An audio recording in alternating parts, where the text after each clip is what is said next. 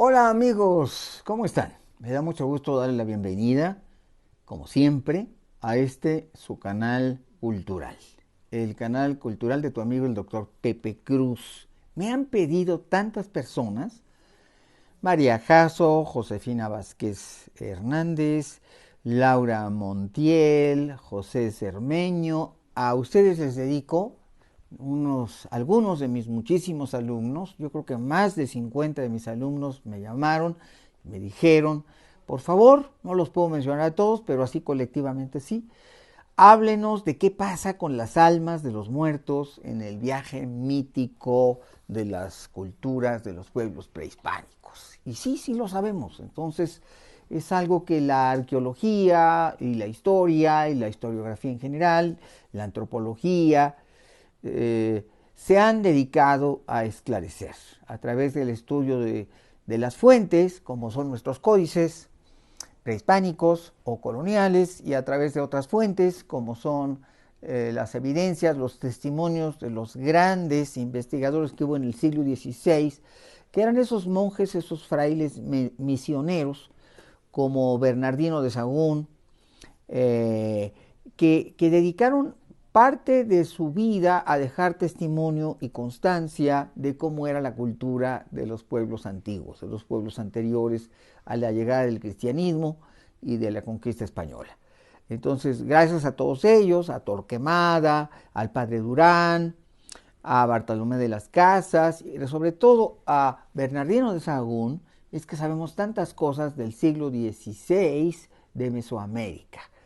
El padre Las Casas también da mucha información de esto porque es algo que les interesaba a los sacerdotes católicos del siglo XVI, conocer qué pensaban las antiguas culturas sobre la muerte y su significado para los vivos.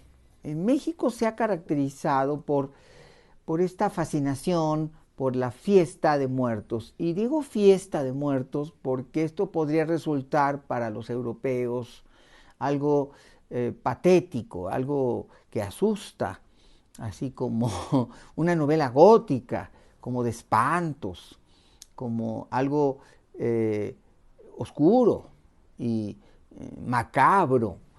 Los pueblos europeos ven a la muerte desde el cristianismo como el fin de la vida, de la existencia, en donde pueden abrirse mundos terroríficos de cosas terribles que pueden acontecer a los que mueren.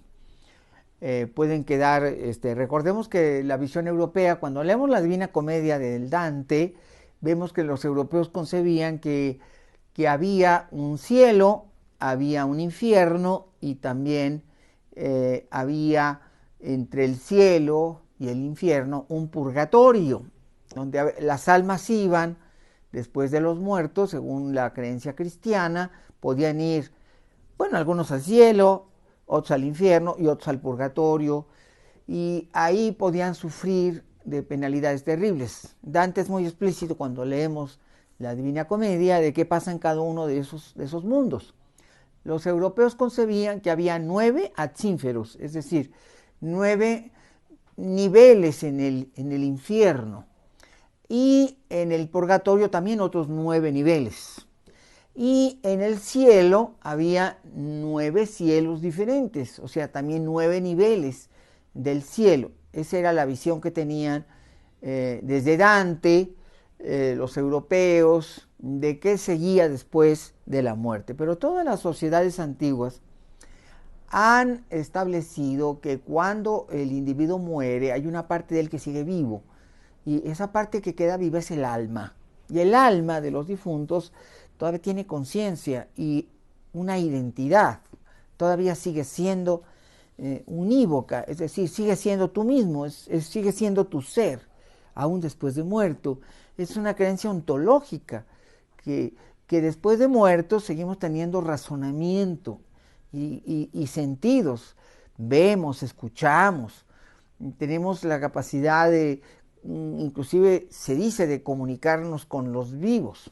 Las culturas antiguas también lo creían así, en el caso de Babilonia o de los asirios, y en el caso de los egipcios. Prueba de ello es el libro egipcio de los muertos, en donde precisamente se describe lo que pasaba con las almas después de que los individuos morían y que iban a ser juzgados, iban a ser llevados ante un tribunal, en donde la diosa Mad, el dios Tot y el dios Osiris, particularmente Dios, el rey de los muertos, Osiris, y Isis Neftis, sus esposas, iban a presenciar ante los 42 dioses nomárquicos de Egipto el juicio de las almas. Y sus almas iban a ser pesadas y podían en ese juicio salir venturosos y que su alma fuera eterna si ante la pluma de la justicia de Maat el corazón pesaba más o menos. Si pesaba el corazón más, el alma sobrevivía, y si menos, se quedaba atorada y era destruida y devorada el alma por un monstruo espantoso y que pintan en los papiros del libro de los muertos los egipcios. Pero ¿qué pensaban los aztecas? ¿Qué pensaban los mayas, los toltecas, los zapotecas, los mixtecos, las grandes civilizaciones mesoamericanas? Que se parece mucho. Entre los mayas y los aztecas no hay muchas diferencias, entre los toltecas y los zapotecos tampoco. Es decir, es como una sola gran cultura madre mesoamericana, en donde más o menos cada región y cada zona geográfica y cada grupo cultural, cada cultura pensaba cosas muy parecidas. Ellos pensaban que efectivamente cuando moría una persona, un individuo, su alma quedaba viva. Y entonces debe ir al mundo de los muertos. Hay un mundo de los muertos. De todas estas culturas antiguas, que se parecen mucho sus creencias, digamos, en el mundo teotihuacano no lo sabemos, o sabemos muy poco, porque han sobrevivido pocas evidencias, tenemos pocos documentos. Los documentos no existen prácticamente en el mundo teotihuacano, son referencias, documentos posteriores, que nos hacen alguna referencia, pero no tenemos realmente un conocimiento profundo del mundo teotihuacano, ni en eso ni en otras cosas. Entonces no podríamos decir exactamente qué pensaban los teotihuacanos. De los toltecas sabemos más, por referencias y crónicas y documentos de la época colonial. Tenemos algunos relatos de lo que pudieron haber sido en el mundo tolteca las creencias posteriores a la muerte, es decir, al acto de morir, cómo el alma sobrevivía y hacía un viaje al mundo de los muertos. Pero donde sí tenemos un conocimiento profundo y completo de cómo pensaban es del periodo posclásico. Las culturas del clásico tenemos poca evidencia, lo que podemos son deducir las cosas en base a lo que han dejado en las tumbas, en los enterramientos. Por ejemplo, en las culturas del preclásico ya vemos las ofrendas como si la gente se preparara para el viaje de los muertos llevando comida y otras cosas, otros objetos. Entonces, los pueblos prehispánicos tienen la idea de que la muerte, cuando llega, es que comienza un viaje para llegar a un lugar, que es el mundo de los muertos, donde están los muertos, donde viven los muertos. Y entonces ese viaje se inicia en el momento de morir. Pero gracias al conocimiento que tenemos de la cultura azteca y de las culturas del posclásico, es que sí tenemos una clara definición de qué pasaba. Y es de eso de lo que me gustaría platicarles brevemente. Cuando un alma moría, cuando un individuo moría, cuando una persona moría, moría su cuerpo. Su alma no moría. Sí podía morir, pero no moría en ese momento, sino que el alma tenía que iniciar un largo viaje hacia el inframundo. Los aztecas y otras culturas mesoamericanas eran como en la Divina Comedia. Había niveles. En este plano terrenal donde nacemos y morimos, el mundo material y humano, se concebía que el universo estaba hecho de 3 niveles. Hacia arriba estaba el cielo, los niveles superiores. Hacia abajo estaba el inframundo, los niveles de los muertos. En el mundo celestial estaba el sol, estaba el Omeyocan. Los aztecas concebían hacia arriba 13 niveles. Así como como los europeos a través de la visión de Dante Alighieri en la Divina Comedia dicen que había 9 niveles en el cielo y en el infierno, así también los mayas concebían 9 niveles en el mundo cósmico celestial, pero los aztecas concebían 13 niveles, los mayas 9 niveles y hacia arriba, y los aztecas 13 niveles hacia arriba. En cada uno de estos niveles había hechos, cosas que pasaban. En esos 13 niveles habitaban los dioses, pero no estaban revueltos, sino que cada nivel tenía la presencia de un dios que regía ese nivel. Entonces sabemos, por ejemplo, que en el segundo nivel estaba el sol, y allí iban a morir, iban las almas de los guerreros que habían muerto en la batalla. Hay algunas fuentes que dicen que era el cuarto nivel y otras dicen que el nivel 12. No hay mucha correspondencia de por qué estas diferencias en las tradiciones, pero eso es lo que sabemos. Pero, por ejemplo, cuando moría una mujer de parto, por su gallardía, porque moría trayendo la vida y ofrendaba la vida porque algo había salido mal en el parto, entonces los dioses se compadecían de las almas de las mujeres que morían en el parto y hacían que fueran, en lugar del Mictlán, hacia el mundo de los muertos, hacia el cielo, que es el mundo de los dioses. Como vemos, era como un premio que se daba a los que morían de una manera heroica o gloriosa, los guerreros en el campo de batalla y las mujeres en el momento del parto. Cuando una persona moría ahogada, por ejemplo, según esas tradiciones, en lugar de ir al mundo de los muertos, hacia abajo, iba al mundo de los dioses, al Tlalocan, que era otro de los niveles que estaban en la parte superior. Pero la mayoría de las personas, el 99% o el 90 y tantos por ciento de las personas que morían, iban a hacer el viaje inferior, iban al inframundo. Se concebía el inframundo como un lugar también de 9 niveles hacia abajo, 9 pisos, 9 mundos, 9 espacios que las almas tenían que atravesar. Tenían que llevar, para este viaje tenían que ir preparados, tenían que llevar cobijas, tenían que llevar comida, tenían que llevar mazorcas de maíz, tenían que llevar una cuerda, tenían que llevar muchos objetos que iban a utilizar en el camino. Por eso es que a los muertos les ponían en los tantas ofrendas. Hay una cosa muy importante. Los prehispánicos creían que en el Día de Muertos, en la fecha original que fue movida por los frailes, en realidad la fecha no es el 2 de noviembre, la fecha azteca era antes, pero la movieron para hacerla coincidir. Y se decía que en ese día se rompían las barreras entre los mundos. Y entonces los muertos pedían venir, los muertos podían venir al mundo de los vivos. Obviamente no los veías porque eran invisibles, pero los prehispánicos pensaban que ellos sí venían y entonces hacían unos enormes altares donde ponían la comida del difunto. Esa tradición es la que ha sobrevivido en los altares que ponemos a nuestros muertos o a nuestros difuntos en el tiempo contemporáneo.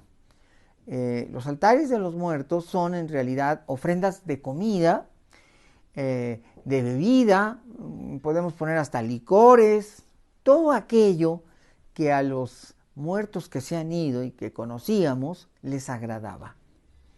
A algunos le pondrían su molito poblano, a otros le pondrían su molito negro, a otros le pondrían sus nopalitos con huevo. Es decir, es infinito. Y de hecho, esta supervivencia horrorizó a los españoles y a los europeos.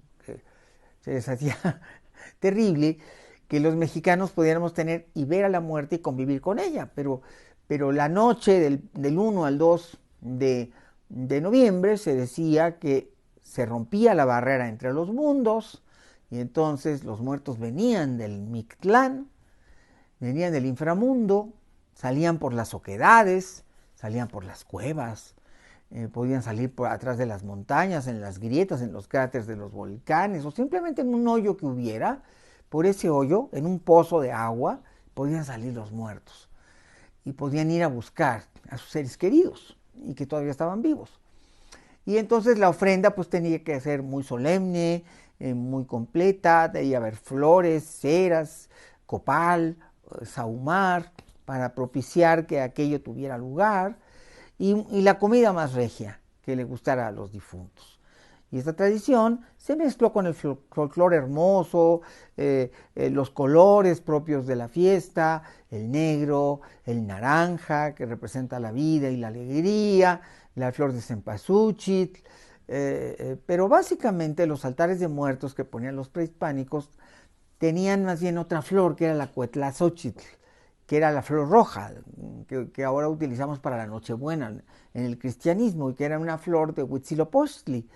Era la flor con la que se adornaban los templos de Huitzilopochtli en las fiestas del solsticio, de los solsticios y de los equinoccios. Pero concretamente la Cuetlazóchitl, que es el nombre prehispánico de la flor de Nochebuena, se colocaba, se adornaban los altares y las pirámides, los edificios de Huitzilopochtli con esta flor.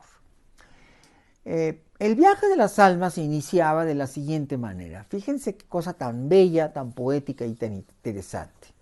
El alma tenía que trabajar los 9 mundos hasta llegar a reposar en un paraíso que había sumergido en el inframundo y que era donde regían los dioses de la muerte, Nuestra Señora Mictlantzihuatl y nuestro Señor Mictlantecutli, la pareja sagrada que gobierna en el Mictlán, que es el mundo de los muertos, y que eran estos dioses que luego aparecen en los relatos mitológicos prehispánicos, que gobiernan el mundo de las almas que se han ido. Pero llegar hasta ahí era difícil y riesgoso, había que atravesar los 9 mundos, y había que contar con la ayuda de una serie de ofrendas que había que llevar para el camino. Entonces tenían que ir muy pertrechados. Estos 9 mundos que había que atravesar eran diferentes y tenían características distintas cada uno. Se pensaba que el mundo inmediato al de los vivos, se llama el Tlactilpac, era un lugar oscuro, muy oscuro, y había que entrar a él a través de cuevas, cavernas, el fondo de las lagunas, los cráteres de los volcanes, o cualquier hoyo que hubiera profundo, un pozo, podía servir para entrar al inframundo. El primer nivel, repito, hacia arriba del inframundo, era el Tlactilpac. Y ya que pasabas este nivel, que era sobre todo el lugar de la oscuridad, tenías que ir a tientas, si prendías una luz podía el viento quitártela, entonces tenías que aprender a ver en la oscuridad o cruzar este espacio a tientas para no caer en un foso o perder la vida, el alma ante un acontecimiento, pues tenían que ir muy despacito y era bueno que llevaran una vara era lo que había que llevar entre las muchas cosas, pues para poder ir sintiendo que el suelo fuera firme, que no había agua, ni pantano, ni algo para resbalarte. Entonces había que ir a tientas para cruzar el Tlalticpac. Las almas tenían que ir así, a tientas. Ya una vez que cruzaban el Tlalticpac, que podía llevarse mucho tiempo, llegaban al Apanoayan. Y en el Apanoayan había un río muy caudaloso, no sé, imagínense el Usumacinta o el Papaloapan o el río Pánuco ahí en Tampico, esos ríos muy caudalosos que pueden tener 1 kilómetro de orilla a orilla, ríos inmensamente caudalosos. Y entonces allí había que pasar en una canoa. Algunos almas se atrevían a pasar nadando, otras preferían buscar un tronco, una canoa para cruzar, pero para cruzar tenían que primero encontrar un psicopompo, es decir, un acompañante sagrado que fuera a lo largo del viaje, sin el cual no era posible llegar al final. Y ese acompañante sagrado era un perro xoloscuincle. ¿Por qué sabemos que era xoloscuincle? Porque en el mundo azteca y prehispánico no había más que esta raza de perros. Entonces, un perrito xoloscuincle que moviera la cola, que oliera a su amo, que jugara con él, era indispensable para cruzar al otro lado. Pero si tú habías sido en vida cruel con los animales, los perros te iban a oler y no te iban a querer ayudar. No, solamente que hubiera sido un alma piadosa, que cuidara de los animales, que no los maltratara y que los cuidara. Los perros lo sabían por el olor, iba a ponerse contigo a tu servicio para que fueras a hacer este viaje fantástico a través de cruzar el inframundo.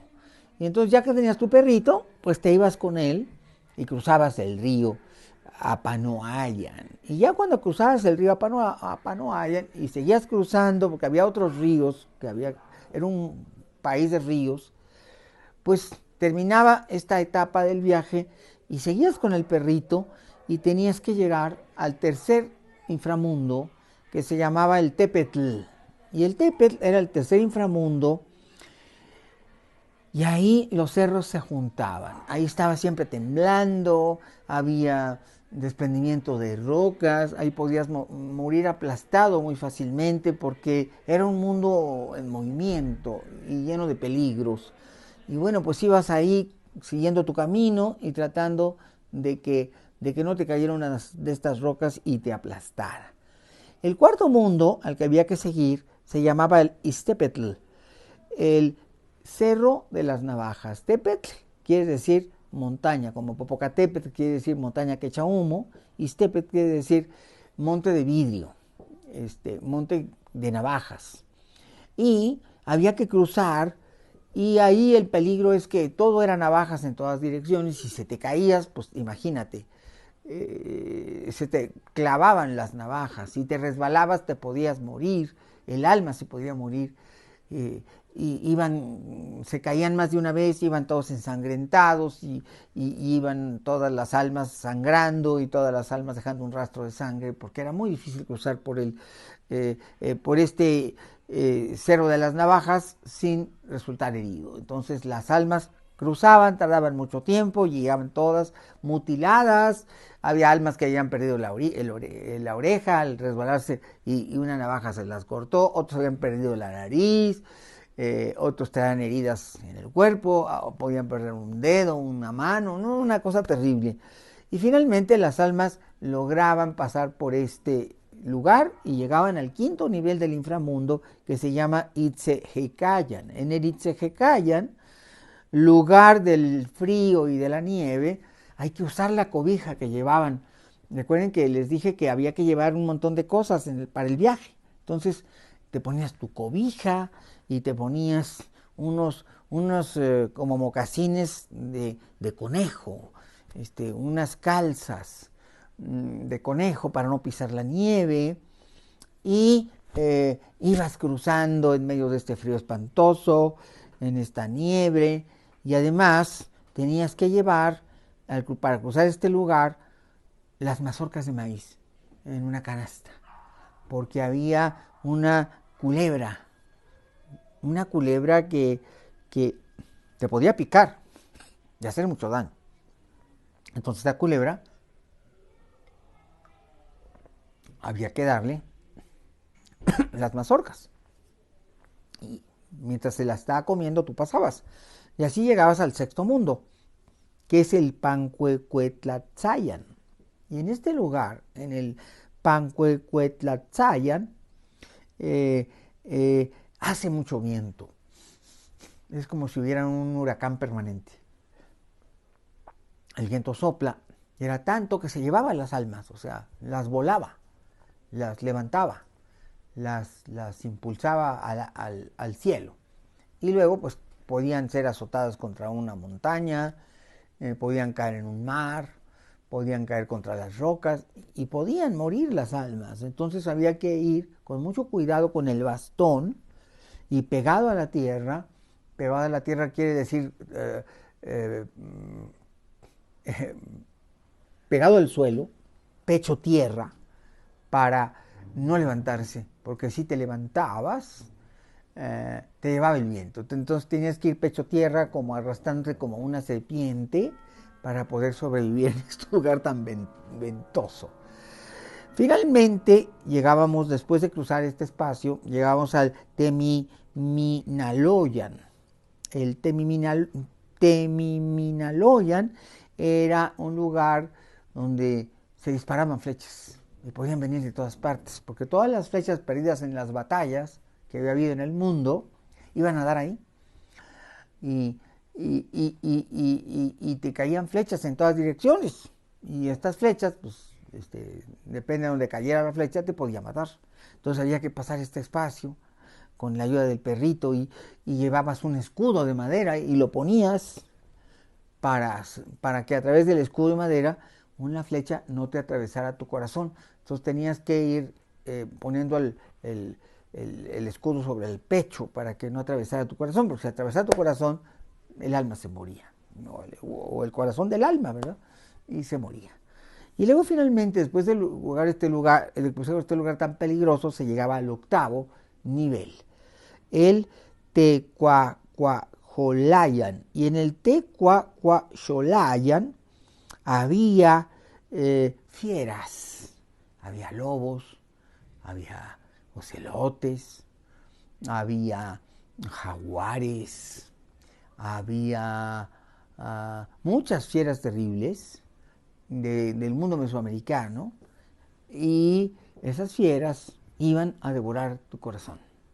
Y si te atrapaba una de estas fieras y devoraba tu corazón, tú te extinguías. Y ahí terminaba la vida del alma. Entonces había que ir con mucho cuidado y con la ayuda del perrito, porque el perrito era el que podía indicar el camino donde no había fieras, porque olía y a través de su olfato indicaba el camino correcto para poder cruzar este espacio. Como ven, el perrito era como que bien fundamental que te guiara en todos los mundos, porque sin el perrito pues prácticamente no tenías muchas posibilidades de sobrevivir. Por eso esta relación tan profunda que había en el mundo azteca entre el perro y el amo. En todas las casas aztecas, sin excepción, había perritos, porque se suponía que esos perritos que tú criabas también se morían y sus almas iban al Mictlán y entonces te van a reconocer. Imagínate tú morirte y llegar y hay un perrito que te quiere y te quiere y te hace las fiestas y te mueve la colita. Pues entonces esta relación tan acendrada, tan cultivada que había entre esos perritos y los humanos era lo que permitía que las almas sobrevivieran. Y finalmente, después de pasar por estos mundos tan terribles y llenos de cosas espantosas y obscenidades y cosas aterradoras, por fin las almas que lograban llegar al noveno lugar, que se llamaba el Chignauhmictlán. El Chignauhmictlán, así como Chignahuapan, se escribe igual, se pronuncia igual. El Chignauhmictlán era el lugar del paraíso. Había flores, había aromas, había luz que salía de la tierra refulgía. Era un mundo feliz. Se respiraba paz, armonía, felicidad. Era el paraíso prometido por los códices, por los relatos de los viejos. Las almas llegaban a descansar en paz y a vivir en plenitud el resto de su existencia. Lo tenían ganado porque habían sido valientes, habían encarado su destino, habían alcanzado la gracia de los dioses, de los señores del Mictlán, Nuestra Señora Mictlancíhuatl, nuestro Señor Mictlantecutli, y vivían en ese paraíso. Y cada año, el 2 de noviembre, tenían licencia de este Dios para que se abrieran los mundos y pudieran regresar a recibir la ofrenda y el cariño y el amor de los que estaban vivos y que los esperaban cada año para realizar esta reunión familiar, que por eso en México, Día de Muertos es una fiesta.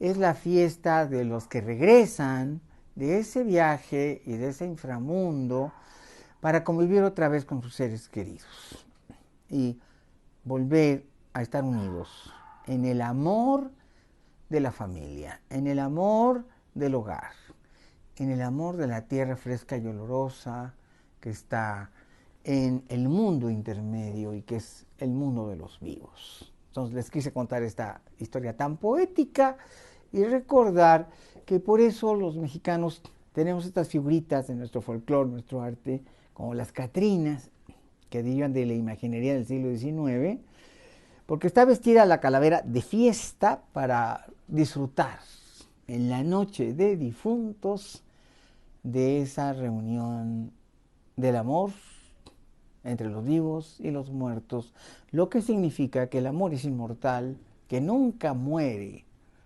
porque es capaz de reunir a las almas de los muertos y a los vivos, que por amor se juntan cada año y se reúnen en una fiesta cósmica, donde todos los mundos se han abierto para que el amor florezca. Qué poesía, ¿verdad? Pues es nuestra cultura nacional y debemos estar orgullosos por esta creación cultural, que es el Día de Muertos en México, que lejos de ser algo patético y aterrador, es una gran fiesta de sabores, de colores, pero sobre todo de amor. Muchas gracias, amigos, por estar en el canal cultural. Si les gusta, denle like y compartan este canal con sus amigos, amistades, porque aquí exploramos profundamente la cultura mexicana y la historia de México en todos sus periodos. Y quisimos hacer esta transmisión justamente en esta fecha tan importante para compartir estos conceptos y estas ideas con ustedes y darles gustos, porque me pidieron tantas veces que hiciéramos este recorrido, este viaje, que ya lo hicimos. Amigos, muchas gracias por su presencia, su preferencia y hasta la próxima entrega del canal cultural. Adiós, amigos.